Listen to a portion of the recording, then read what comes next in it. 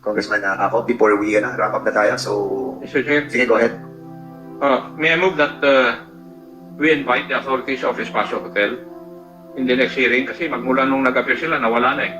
I think they have written a letter, no? Asa yung letter natin? Can you kindly give the members a copy of this? But they haven't replied to our request yet doon sa information that we wanted to get, no?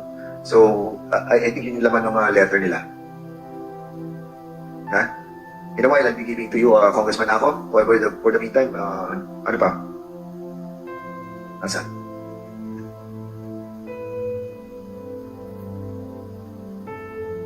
Any other members who wanted to ask question after Congressman ako? Pag wala na, we will be proceeding to the other matters and then we will be adjourning. Congressman ako, I'll be trying to look at the documents, but I saw it a while ago. Pero maikli lang siya. You go ahead. May I know the excuse given by the authorities of Espacio Hotel? On what I read, it's about the lawyer's answer, no? We write on behalf of Espacio Hotel. We received the invitation only in the evening of Friday, 9 February 2024, and had a little time to prepare for today. Maybe ask for a period of 10 days from the day to submit the required documents. So we've been asking not only on February 9, but in the last hearing, we asked them verbally to produce all the documents that we required them to submit to us. But this invitation that we have given last Friday, February 9, was in the form of follow-up to all the documents that we wanted to get from them. In other words, I don't know. They're asking for another 10 days. I think this is a delaying tactic on their part. Okay. That's Espacio. What we wanted is for the, di ba? Yung kung sino yung pumasok doon, sino nag-book doon. That's the CCTV that we wanted to get outside this parking area. Those are the things that we wanted to find out from them. But, well,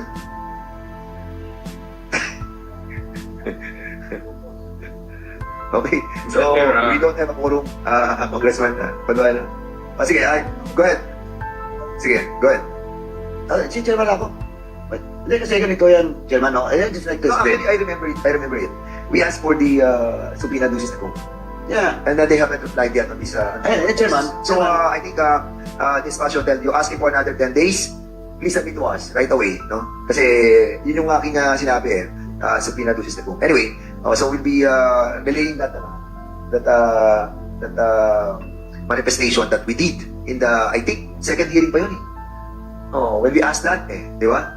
Okay, anyway, sige. Chairman, kasi if this is really the document we requested to these persons or to the Espacio Hotel, is really needed that will also be for part of the committee report.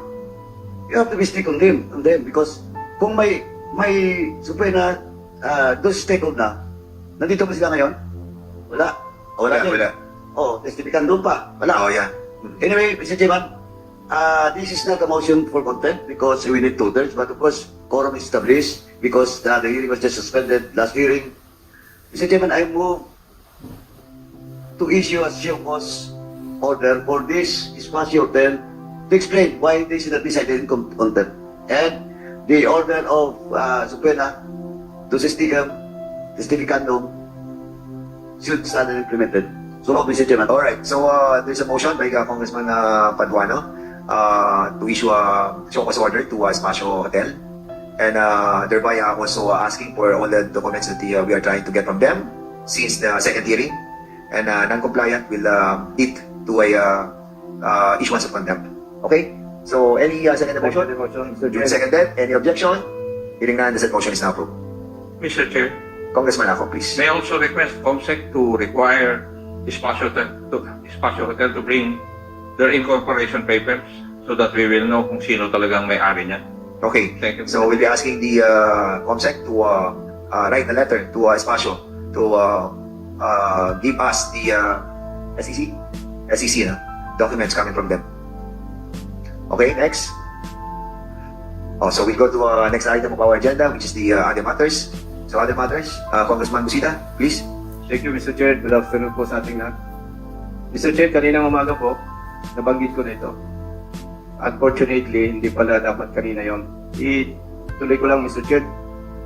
Mr. Chair, paulit-ulit na lang, may mga kasama tayong mga pulis na pinaniniwalaang mahilig magtanim ng ebidensya. Of course, iilan lamang naman po ito. And kung titingnan po natin yung reaksyon ng ating mga kababayan, parang hindi nakapanipaniwala na hindi ito natin mabigyan ng atensyon.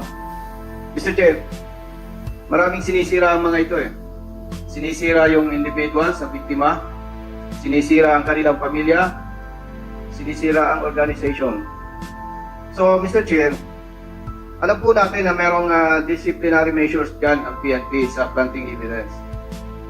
DIDM, may mga pinasuhan na ba kayo administrative cases, planting evidence? Good afternoon po, Mr. Chair. May I ask the IDM, sir, with respect to the cases involved? Dating it is a serious offense, sir. Ang jurisdiction kasi sa ng DIDM Sir, is... Ang tanong ko po, maraming beses na tayo nag-imbestiga dito, even before yung talim ebidensya. Kayo po ba, DIDM, ay inimbestiga na ng mga police personnel dito sa planting evidence? Meron po ba? Wala. Meron po, sir. Ano po ba ito? Grave offense o hindi? Grave offense po, sir. Dismissible offense po ba ito o hindi? Yes, sir. Dismissible offense. May na-dismiss na po ba tayong mga police o wala pa? Meron po, sir. Mr. Chair, may I respectfully manifest na pag-submitin po ang PNP ng list of personnel with planting evidence case. Particular po yung mga na-dismiss at yung mga may ongoing case or cases. Mr. Chair. And Mr. Chair, sir, nandito po yung DPRM and they have the records right now, sir. Yan po bang isasubmit nyo na right now? Mr. Chair.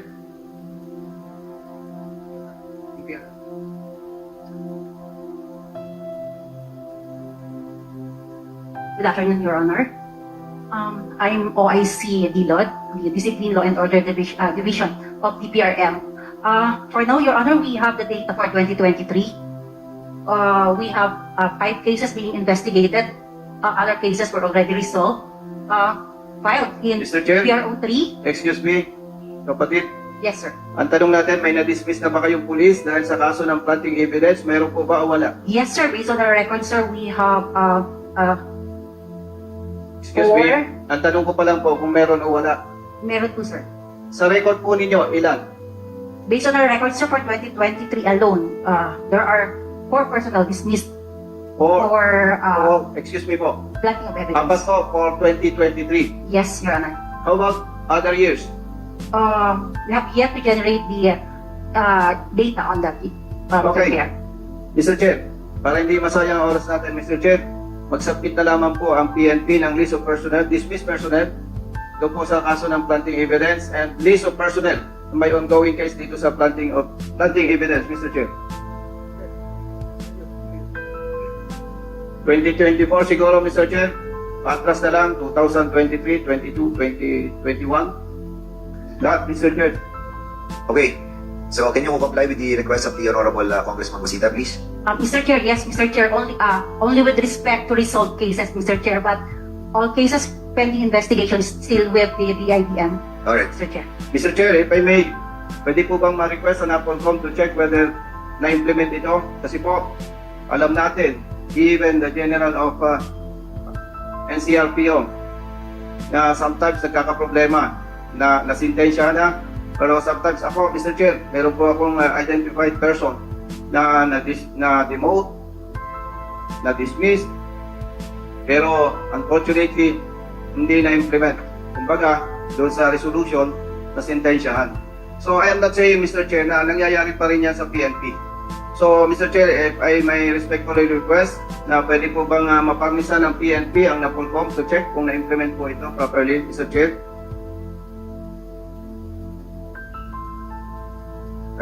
You're asking what... Mr. Chair, parmisan po sana ng PNP ang NAPOLCOM para ma-check kung ito bang mga dismissed personnel ay na-implement properly, kung kailan at kung ilan, para ma-validate lamang po ng NAPOLCOM, Mr. Chair. Okay. Will you comply with that? Yes, Your Honor. As soon as the PNP furnishes us the complete data, we will validate and investigate it. Alright. Mr. Chair, pinarating ko lang po ito to this honorable committee kasi hindi naman po tayo nakakapansin na parang binabaliwala at ginagawang laruan lang ng iba na pulis itong pagtatanim ng ebidensya. Again, for the information of everybody, katulad ko po, galing sa PNP, maliit na porsyento lang ang tiwali sa ating hanay. Pero kung hindi natin ito ma-address properly, ang ginigiba nito is the whole PNP. Yun lamang po, Mr. Chair. Maraming salamat. Thank you so much and for the information of Congressman Busita as well and the whole body, the submitted PNP personnel that was imposed penalties from 2016 up to present. Meron tayong 26,296 yung mga may penalties imposed. At na-dismiss naman from service ay 6,815 from January 1 to 20 from up to December 2023 705. So in other words, ang total na po na nagkaroon sila ng imposition of penalties were 26,296. Mr. Chair, if I may. Sige, go ahead. Mr. Chair, napakaganda po na nalalaman ito ng ating mga kababayan. Yes, so, Dahil napabasa ko po na ito daw hearing natin ay naglulukuhan lamang. Drama lang. At least,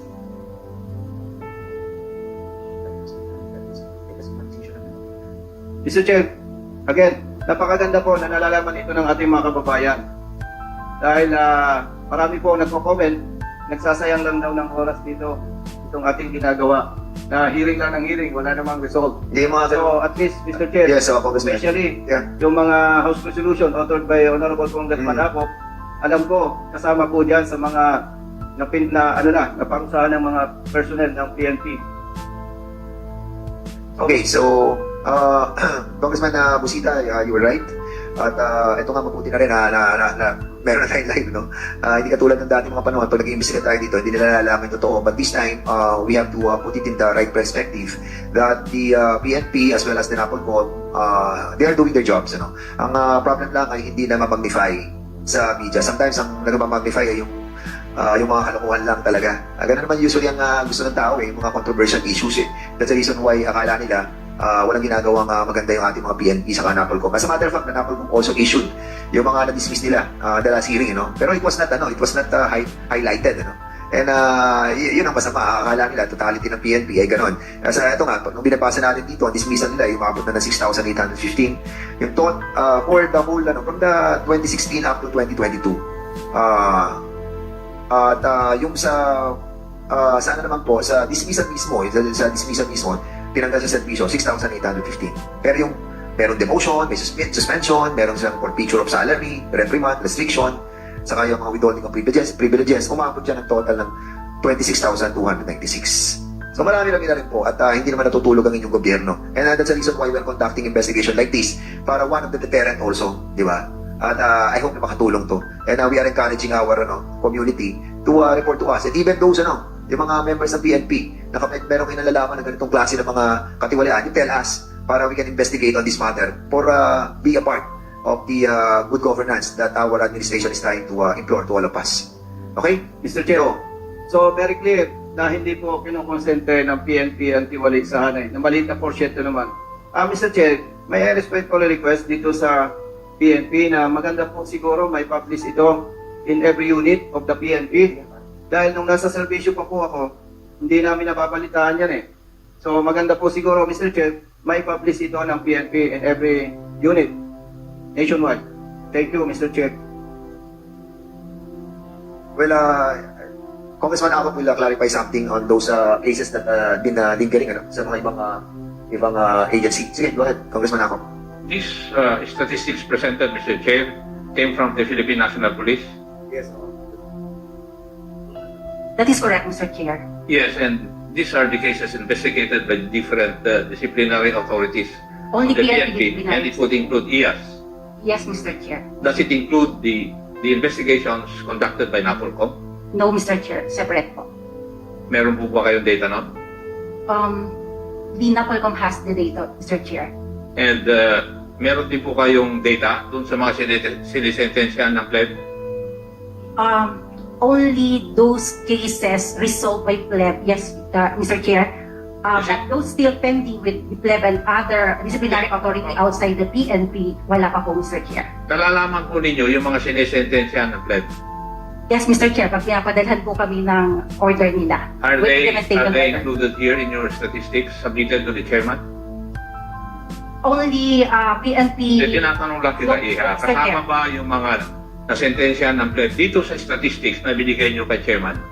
No, Mr. Chair. So, you're not giving us a true picture of the number of policemen investigated and meted penalty.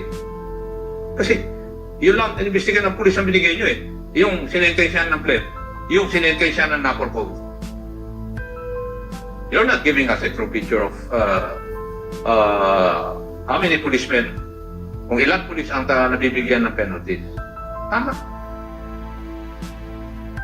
So, we want you to submit yung statistics dito.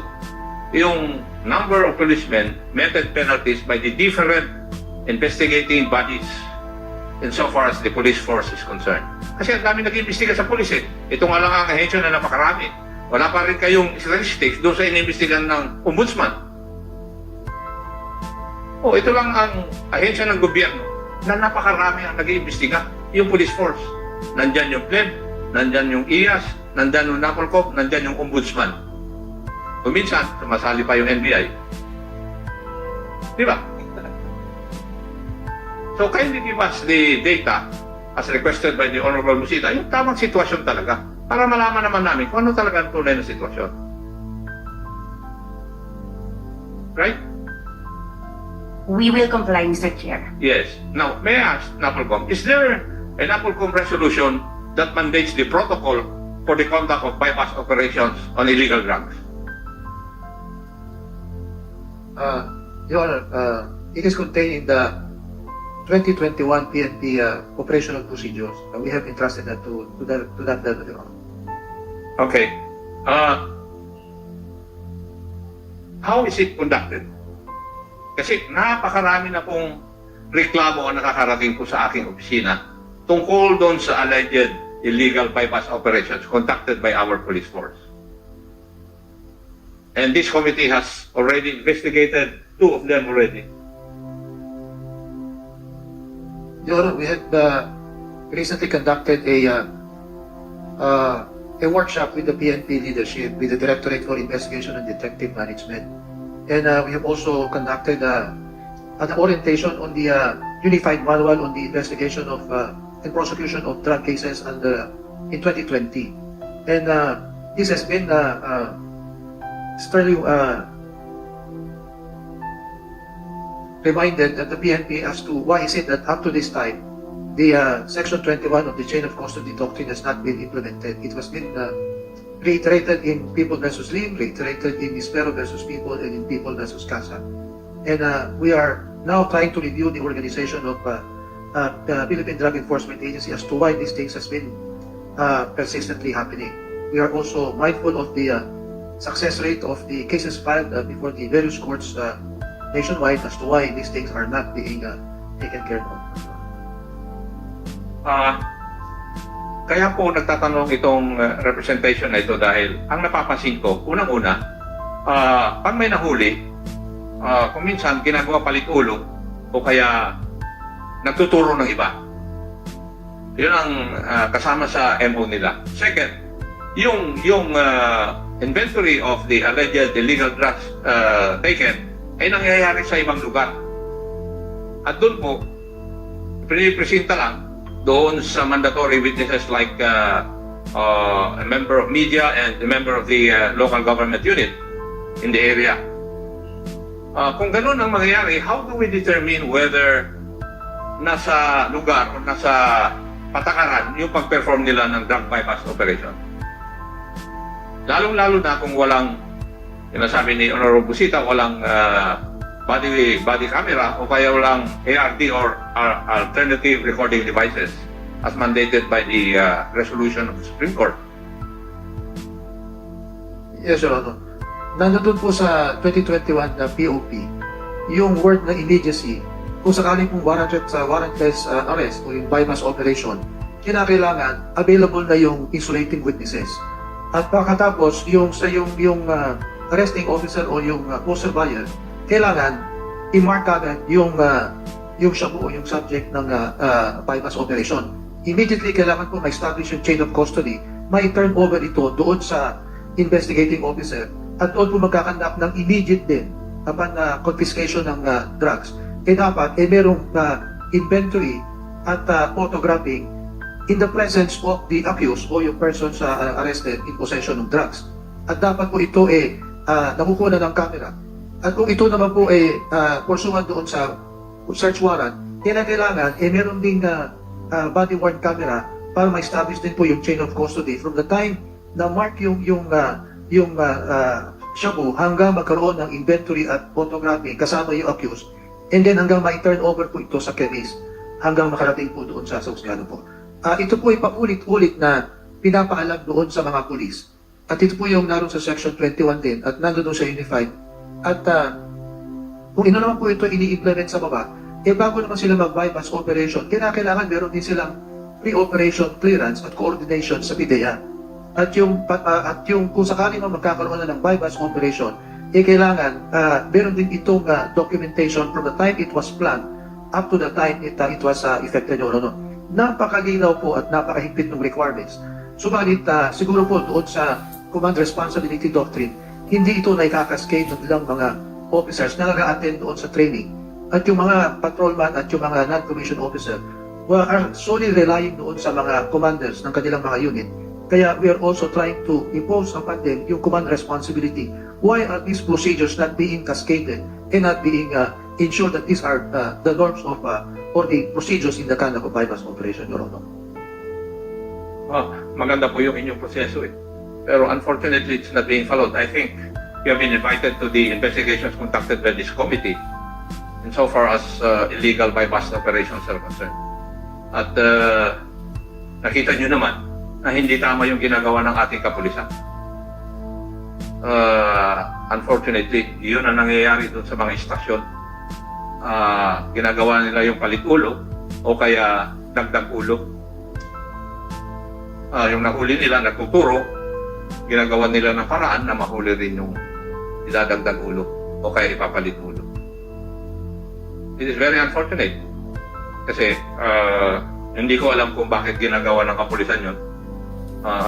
Noong una, question na dahil doon sa kailangan may accomplishment na i-report yung istasyon. Kaya kung totoo yun na kailangan magkaroon sila ng parang quota na accomplishment, I think mali na yung ginagawa. Just to attain the quota insofar as accomplishment is concerned, Mr. Vice Chair. Nakikita ko, ganun na ang kalakaran doon sa mga istasyon. Kasi, nung unang inimbestigahan yung incident na ito, napakarami ng sulat na natanggap ng aking opisina at sinasabi, ganoon din ang nangyari sa kanilang kamag-anak. Ganun. So, and as a matter of fact, the Supreme Court has already warned all the agencies concerned involving illegal drug operations. Kasi nag-dismiss yung kaso dahil nga sa hindi pagsunod sa protocol na sinasaan doon sa ating mga rules and regulations. Thank you, Mr. Chair. Sakto. Okay, thank you so much, Vice Chairman Acop. So, any Mari ba itanong sa PNP, meron ba kayong IDMIS na tinatawag? DPRM, representative. IDMIS, Mr. Chair. Yes, Mr. Chair. Meron po. Ano po ba ang meaning ng IDMIS? Internal Disciplinary Mechanism Information System, Mr. Chair. Sino po ang nag-handle nito, Mr. Chair? Our ITP, Mr. Chair, but meron din po kaming in charge sa aming division. So, under ito ng DPRM, Mr. Chair. That is correct, Mr. Chair. So, siguro, Mr. Chair, mapag-submit din po yung IDMIS ng ilan yung numbers or yung mga may kaso na PNP. Kasi naalala ko yan dahil na rin doon sa nabanggit ni Honorable Congressman Acop na mayroong mga kaso from IAS, PREP, Napolcom, Ombudsman. Yung po ba, Mr. Chair, yung IDMIS na yon, kasi ang ganda IDMIS. Lahat po ba naka-interlink ito para lahat ng kaso na yon automatically papasok sa IDMIS ng PNP, Mr. Chair?